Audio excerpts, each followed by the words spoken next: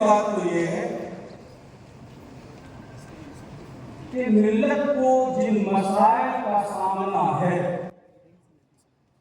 ان مسائل کو حل کرنے کے لیے اپنی انا، اپنے ایگو اور اپنے جھنڈے سے نکل کر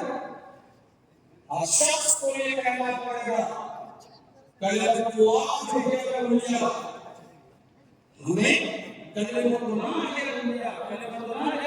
کے دودھ کو توڑنا ہوگا اور یہ سمجھنا ہوگا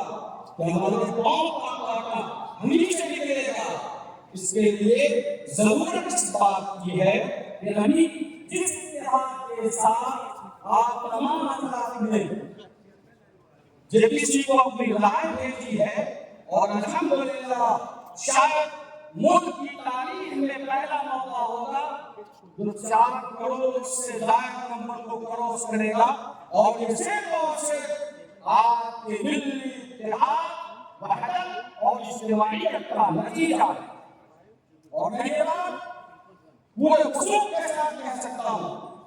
کہ ہمارے شریعت کی خمیر میں، سرشت میں، تاریخ میں، اس کے منشور میں اور دستور میں یہ چیز شامل ہے کہ ہمارے درمیان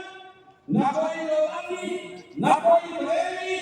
نہ کوئی اہل حدیث، نہ کوئی جماعت اسلامی، نہ کوئی فلاں، نہ کوئی فلاں رہے گا، بلکہ ہم سب سے ایک مسلمان ہیں اور ایک ہی مسلمان رہے گا انشاءاللہ۔ ایک مسلم ہر کی بات ہماری کے لیے نیلی کے ساحل سے لے کر تازہ کے مناسب، اور آپ نے اس کا سور اپنی آنکھوں سے دیکھا ہے کہ 4 کروڑ سے پار ایک ہفتے کے اندر آپ جب کسی کو میل کر سکتے ہیں تو خدا کی قسم کوئی بھی کوئی کرا جو راہ میں حال ہوگا اتحاد کی طاقت سے، اجتماعیت کی قوت سے ہم اسے اپنے راستے سے ہٹا سکتے ہیں۔ یہ ہماری تاریخ ہے اور یہ ہماری تاریخ رہی ہے۔ میں اس کے ساتھ اپنی بات ختم کروں کہ یہ بہت بڑا آڈیٹوریم ہے اور اس کے مختلف گوشے ہیں،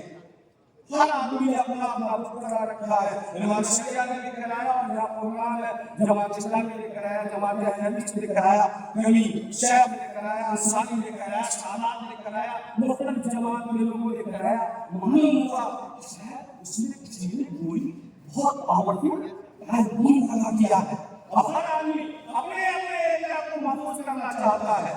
کسی کا کوئی ایریا محفوظ نہیں ہوگا۔ اگر چاہتے ہو کہ ہر ایک کا ایریا اور شعبہ اور ہر ایک کی تحریک محفوظ رہے تو سب سے پہلے اس کانٹوں کو اسٹیٹ سے نکال کر پھینکنا ہوگا۔ پہلے مذہب بچے گا، تب مسلک بچے گا، اور جب ملت بچے گی تبھی ہماری تحریک بچے گی۔ وآخر دعوانا ان الحمد للہ رب العالمین۔